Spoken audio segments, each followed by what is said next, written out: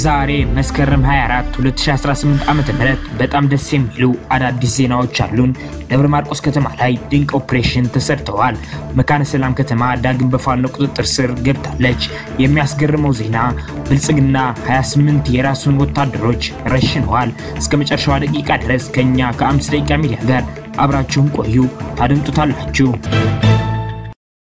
ሰበር ዜና ጤና ይስጥልን ውድ የ5 ደቂቃ ሚዲያ ተከታታዮች፣ የዕለቱ አዳዲስ የፋኖ ትግሎችና አንኳር ነጥቦች በዚች በ5 ደቂቃ ጊዜ ውስጥ አጠር አድርገን ልናቀርብላችሁ መጥተናል። በቅድሚያ አርዕስተ ዜናዎች እናስደምጣችሁ። መስከረም 23 ቀን 2018 ዓመተ ምህረት በአፋብኃ ቴዎድሮስ ዕዝ በሁለት አውደ ግንባሮች ድል ተቀዳጅተዋል። ዝርዝር አለን፣ ታደምጡታላችሁ። 10ኛ ቀኑን የያዘው ዘመቻ አርበኛ ደማሊ አባናደው አፋብኃ ሚኒሊክ ዕዝና ቴዎድሮስ ዕዝ አሃዶች በጥምረት ባደረጉት ታላቅ ተጋድሎ መካነ ሰላም ከተማን ዳግም ተቆጣጠሩ። ዝርዝር አለን፣ ታደምጡታላችሁ።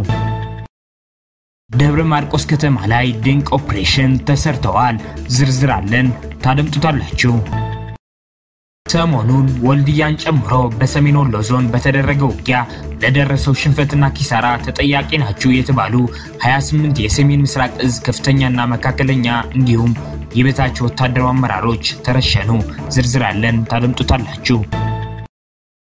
የአማራ ህዝባዊ ትግሉን የምትደግፉ ውድ አድማጭ ተመልካቾቻችን ቪዲዮውን ላይክ፣ ቻናሉን ሰብስክራይብ እንዲሁም በኮሜንት ድል ለአማራ ጀግኖች እያላችሁ ለህዝብ ብለው ጫካ ለገቡ አርበኞች እንድታበረታቱ ዘንድ በአክብሮት እንጠይቃለን። እናመሰግናለን። በቀጥታ ወደ መረጃዎች አለፍኩኝ። እስከ መጨረሻው ድረስ ከኛ ጋር ቆዩ። በትላንትናው ዕለት መስከረም 23 ቀን 2018 ዓመተ ምህረት በአፋብኃ ቴዎድሮስ ዕዝ በሁለት አውደ ግንባሮች ድል ተቀዳጅተዋል። ከሚኒሊክ ዕዝ ጋር በጋራ ወደ መካነ ሰላም ያቀናው የ8ኛና 9ኛ ክፍለ ጦር ጥምር ኃይል መካነ ሰላም ከተማን ሙሉ በሙሉ ተቆጣጥረዋል። በአውደ ውጊያው በርካታ የጠላት ኃይል የተደመሰሰ ሲሆን ከመካነ ሰላም እየሸሸ የሚገኘውን ጠላት ጀግናው የቴዎድሮስ ዕዝና ሚኒሊክ ዕዝ በጋራ በመሆን መሃል በማስገባት ታላቅ ጀብድ ተፈጽመዋል። ሁለተኛው ደንበጫ ከተማ የገባው ጀግና የኢንጂነር ክብር ተመስገን ብርጌድ በደንበጫ ከፍተኛ ቁጥር ያለው የጠላት ኃይል ሲደመሰስ 1 እስከ 6 ክላሽንኮቭ ተማርከዋል። 2 ከ4 እግረኞች ከነሙሉ ትጥቃቸው እጅ ሰጥተዋል። በድምሩ 10 ክላሽንኮቭ ገቢ ተደርገዋል። ጀግናው የአማራ ፋኖ ብሔራዊ ኃይል ዛሬም በያውደ ውጊያው ያደረገ ያለው ማጥቃት ተጠናክሮ ቀጥሏል። 10ኛ ቀኑን የያዘው ዘመቻ አርበኛ ደማሊ አባናደው አፋብኃ ሚኒሊክ ዕዝና ቴዎድሮስ ዕዝ አሃዶች በጥምረት ባደረጉት ታላቅ ተጋድሎ መካነ ሰላም ከተማን ዳግም ተቆጣጠሩ።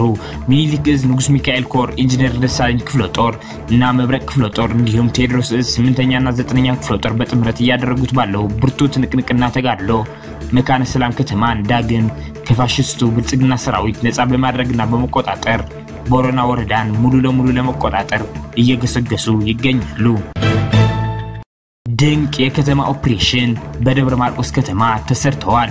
የከተማ ኦፕሬሽን ደብረ ማርቆስ ውስጥ በሰፈረ አርመኒ ሰራዊት ላይ ተፈጸመ። የቀኝ ጌታ ይፍሳሄ ንጉሴ ክፍለ ጦር ንጉስ ተክለ ሃይማኖት ብርጌድ በተከታታይ ደብረ ማርቆስ ከተማ በመግባት ቀንደኛ የተባሉ የአርመኒው ሰራዊት አመራሮችንና ሰራዊቱን እያስጨነቁት ይገኛሉ። በዛሬው ዕለትም በሌሊት ደብረ ማርቆስ ከተማ በመግባት ቦሌ ውሃግን አካባቢ የብልጽግና ሽማምንትን የጠብቁ የነበሩ የአርመኒው ሰራዊት አባላት ዋርድያ በመግደል 5 ማቁሰል ችለዋል። በተመሳሳይ በዛሬው ዕለት ከቀኑ 8 ሰዓት አካባቢ ቀበሌ 8 ህዝብን ሲያሰቃዩና በሌሊት ማስክ በመልበስ ሲዘርፉ የነበሩ 2 ሚሊሻዎችን በመደምሰስና 1 ፖሊስ በማቁሰል 1 ኮሪያ መሳሪያ መማረክ ወደ ብርጌዳቸው በሰላም ተመልሰዋል። ህዝቡን በተለየ መልኩ የሚያንገላቱና ለብልጽግና ገዛዝ ዘብ የቆሙትን በማጥናት ከተማ ውስጥ የሚሰሩ ኦፕሬሽኖች ይቀጥላሉ ሲል የንጉስ ተክለ ሃይማኖት ብርጌድ ቃል አቀባይ ባየ ሽፈራው ገልጸዋል። በጠዋቱ የደንበጫ ውጊያም የክፍለ ጦር አመራር ከናጃቢዎቹ መደምሰስ ተችለዋል። በዚህም የተደናገጡ የመከላከያ አባላት እጅ እየሰጡ ይገኛሉ። ሰሞኑን ወልዲያን ጨምሮ በሰሜን ወሎ ዞን በተደረገው ውጊያ ለደረሰው ሽንፈትና ኪሳራ ተጠያቂ ናቸው የተባሉ 28 የሰሜን ምስራቅ ዕዝ ከፍተኛና መካከለኛ እንዲሁም የበታች ወታደራዊ አመራሮች ተረሸኑ። ደረቅ እርምጃው ከተወሰደባቸው መካከል አብዛኞቹ የአማራ ተወላጆች ናቸው የተባለ ሲሆን ከአመራሮቹ በተጨማሪ የፋኖን ጥቃት መመከት የሚችል የውጊያ ንድፍ አውጥታችሁ አላዋጋችሁም የተባሉ አዋጊዎች ይገኙበታል ተብለዋል። በተያያዘ ዜና ሰሜን ምስራቅ ዕዝ በሰሞኑ ውጊያ ሙትና ምርኮኛ ከመሆኑ የተረፉ ወታደሮችን ሰብስቦ የስነ ልቦና የአቅም ግንባታ ስልጠና እየሰጠ መሆኑ ታውቋል።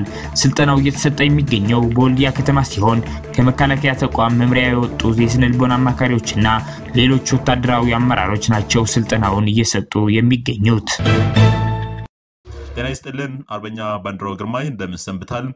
ከሰሞኑ የአፋባም አራተኛ ደጃዝማች ኮር ዋዋጎ በክፍለ ጦር በቅራቅርና በአካባቢው ሰርቷቸዋል የተባሉ ወታደራዊ ኦፕሬሽኖችና የተገኙ ድሎች ምን እንደሚመስሉ ለአድማጭ ተመልካቾቻችን ልታደርስልን በቀጣይ ስልክ መስመር ስለተገኘ እጅግ አድርገን እናመሰግናለን። መረጃዎቹ ምን ይመስላሉ ማድረስ መጀመር ትችላለን? አመሰግናለሁ አርበኛ ባንዲራው ግርማይ የአማራ ፋኖ ብሔራዊ ኃይል ሰሜን አማራ ቀጠና ላይ አራተኛ ደጃዝማች ኮር ጎቤ ክፍለ ጦር እንግዲህ በዛሬው ዕለት ከፍተኛ ውጊያ ሲያደርጉሏል። በሁለት ቦታዎች ላይ ነው እንግዲህ ውጊያ ያደረገው። አንደኛው በማክሰኞ ገበያ ሲሆን ሁለተኛው ቅራቅር ከተማ ላይ ነው። ሁለቱም የወረዳ መቀመጫዎች ናቸው።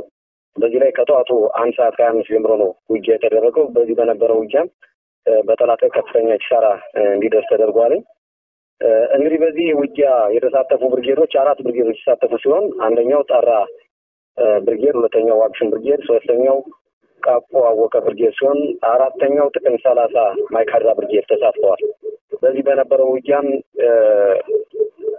በጠላት ላይ 5 ወዲያውኑ የሞተ ሲሆን 27 ቁስለኛ ሆነዋል።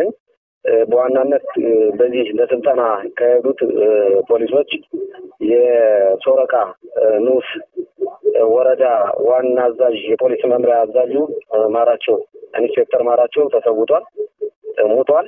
በተመሳሳይ ተሻለ ዋና ሳጅን ነው እንግዲህ ይሄን በተመሳሳይ ሞቷል ማለት ነው። በዚህ በነበረው ውጊያ ጥሩ ድል ነው። ሁለቱም ከተማ በፋኖ ቁጥጥር ስር ነው የዋለ።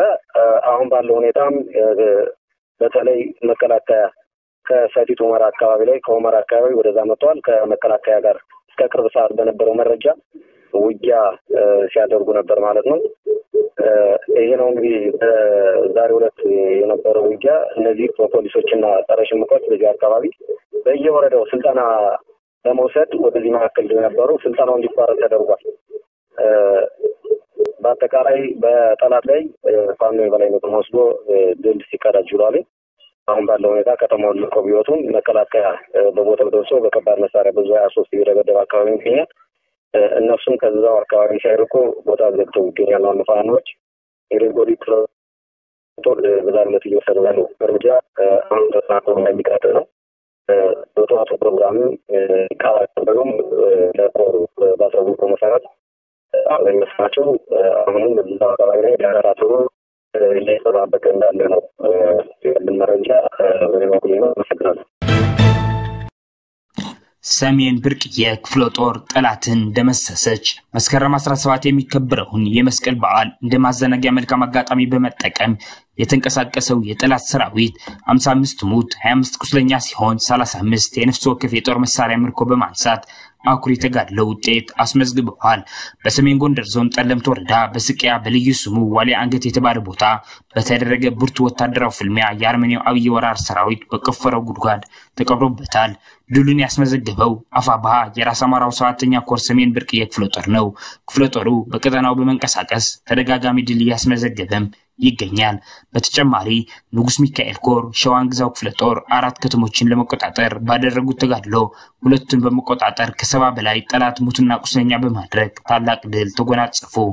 6ኛ ቀኑን በያዘው ዘመቻ አርበኛ አደም አሊ አባናደው ሸዋን ግዛው ክፍለ ጦር መስከረም 18 2018 ዓ.ም ንጋት 1 ሰዓት ጀምሮ እስከ ቀን 11 ሰዓት ተኩል ሙሉ ቀን በተደረገ ተጋድሎ ከላላ ወረዳ ቴርቴራ ልጓማና ቱሊ 4 ግንባር ላይ ከ30 ያላነሰ ጠላት ሲደመሰስ ከ42 በላይ ቆስለዋል። ከሸዋን ግዛው ክፍለ ጦር አፈምዛው አምልጦ ከቴርቴራ ፈርጥጦ ወደ ልጓማ ይገዝ የነበረውን 3 መኪና ጠላት አደም አሊ አባናደው ክፍለ ጦር 4ኛ ሻለቃ ከልጓማ ቅርብ ርቀት ላይ ደፈጣ በመያዝ ከ10 በላይ ሚሊሻ በመደምሰስ በርካቶችን ቁስለኛ በማድረግ እንዲሁም መኪኖችን በማውደም ታላቅ ጀብዱ ፈጽመዋል። መዳረሻው ድልና ነጻነት የሆነው የአማራ ህልውና ተጋድሎ ተጠናክሮ ይቀጥላል። አብዛኛው ወታደራዊ ፖለቲካ አመራሮቹ ይሄ ሙከራ ነው አትደነቁም ይላሉ። በአጠቃላይ በዚህ በዘመቻ አርበኛ አደም የተገኙ ድሎች እቅዱ ፕላኑ ምን ይመስል ነበር? ምን ያህል ቦታስ ተቆጣጥራቸዋል? አጠቃላይ ዝግጅቱ ምን ይመስላል? በሚል አርበኛ ሞገስ አበራው የአማራ ፋኖ ብሔራዊ ኃይል ምስራቅ አማራ ቀጠና ሚኒሊክ እዝ ምክትል የፖለቲካ መምሪያ ኃላፊን አግኝቼዋለሁ። አርበኛ ሞገስ ለጊዜ አመሰግናለሁ። ወንድማገኝ መልካም። እስቲ እንደው ዘመቻ አርበኛ አደም በአጭር ጊዜ ውስጥ በብዙ ቦታ ላይ በተለይ አብዛኛው የወሎን ክፍል ያደርጋችሁ ድል እንዳገኛችሁ የተነገራችሁ ነው። ከዝግጅቱና ከተገኘ ውጤት አንፃር እንደው መገምገም ከተቻለ እዛው ቦታው መሬት ላይ ያለው ነገር እንደው ብታሳየን። አመሰግናለሁ ወንድማገኝ። ያው ራሴን ስሜን እንደገለጽከው ነው። በእኛ ሞገስ አበራው ነው የሚባለው የአማራ ፋኖ ብሔራዊ ኃይል የምስራቅ አማራ ቀጠና ሚኒሊክ እዝ ፖለቲካ ዘርፍ ምክትል ኃላፊ ነኝ። እንግዲህ ሰሞኑን እንዳያችሁት በእዛችን አፋባሃ ምስራቅ አማራ ቀጠና ሚኒሊክ እዝ ዘመቻ አደማሊ ታውጆ በርካታ ድሎች እንደተገኙ ወዳጅን ጠላትን የሚያውቀው ነገር ነው። ዘመቻዎቹም እንደቀጠሉ ናቸው የሚገኙት።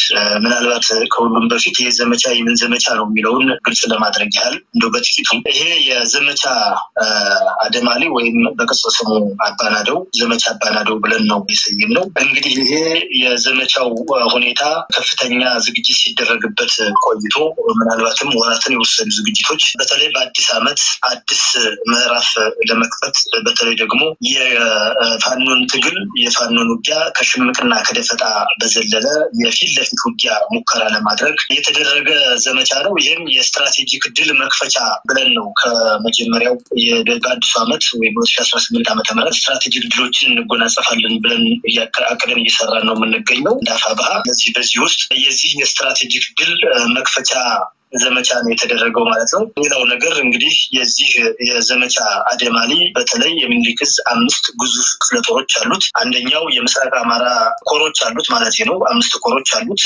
እንግዲህ አንደኛው የምስራቅ አማራ ኮር 1 ነው። ሁለተኛው ምስራቅ አማራ ኮር 2 ነው።